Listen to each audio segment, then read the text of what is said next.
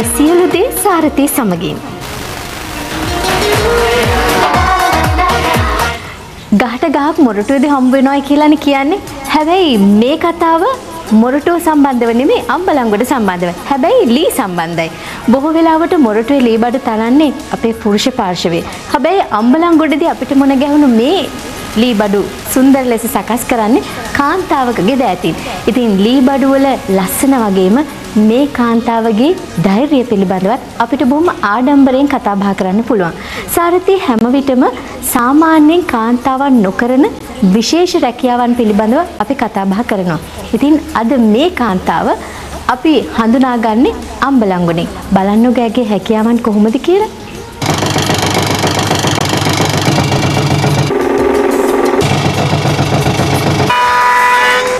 පටන් ගත්තේ 1992 දී. ඒකට විවාහ වෙලත් නැහැ. ඊට පස්සේ 94 විවාහයෙන් පස්සේ තමයි මම ගොඩක්ම මේකට නැඹුරු වුණේ.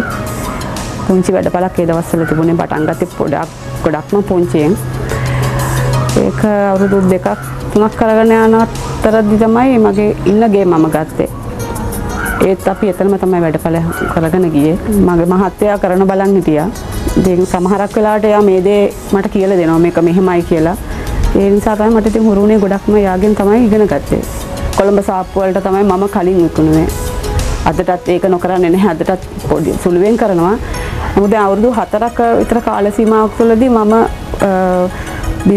බිස්නස් එක හොයාගෙන යනවා. සාප්පු වලට මම කෙලින්ම යනවා. ගිහිල්ලා මට මෙහෙම නිෂ්පාදන මගේ තියෙනවා කියලා ඇල්බම් එක අරගෙන ගිහිල්ලා මම එවුන් එක්ක කෙලින්ම කතා කරලා තමයි ගොඩක් වරන් තියෙන්නේ.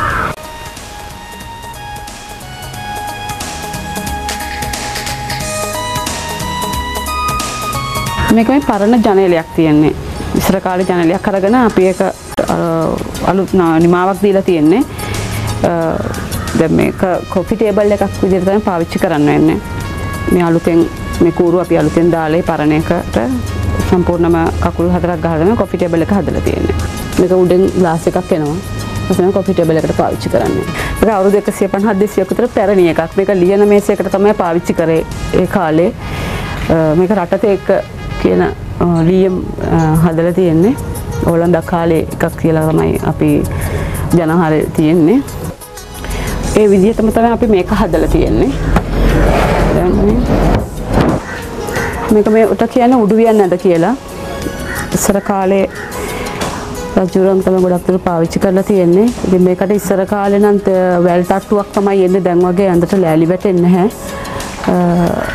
මේක මේ බේරළු ඒ කාලේ ඒ විදිහටම තියෙනවා. දැන් ගොඩක්ම දෙනාගේ ඉල්ලුම තියෙන්නේ මේ වගේ ඇඳන් වලට තමයි. මොකද දැන් හදන ගෙවල් ටිකක් ලොකුවට හැදෙන නිසා එයා ගොඩක් දුරට මේ වගේ දේවල් බලාපොරොත්තු වෙනවා.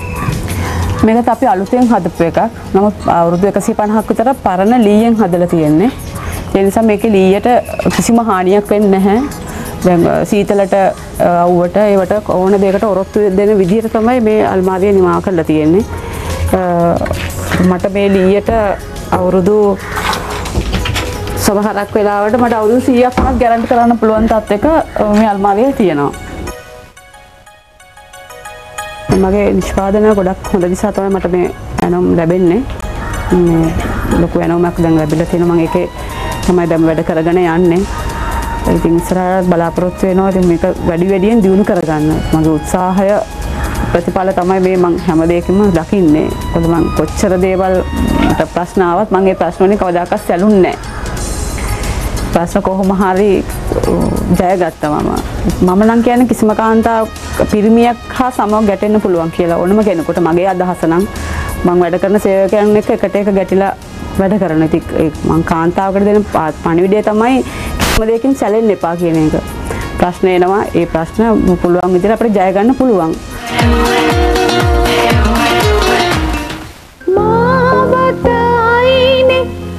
සෑම සඳුදාවකම රාත්‍රී 7:00ට සුසුරන් ජාතික රූප වාහිනියෙන් සම අනුග්‍රහය ගුණදායක මේද 50%ක්ම වැඩි ඇස්ට්‍රා ප්‍රීමියම් මම ඔයා හැම තැනම හෙව්වා.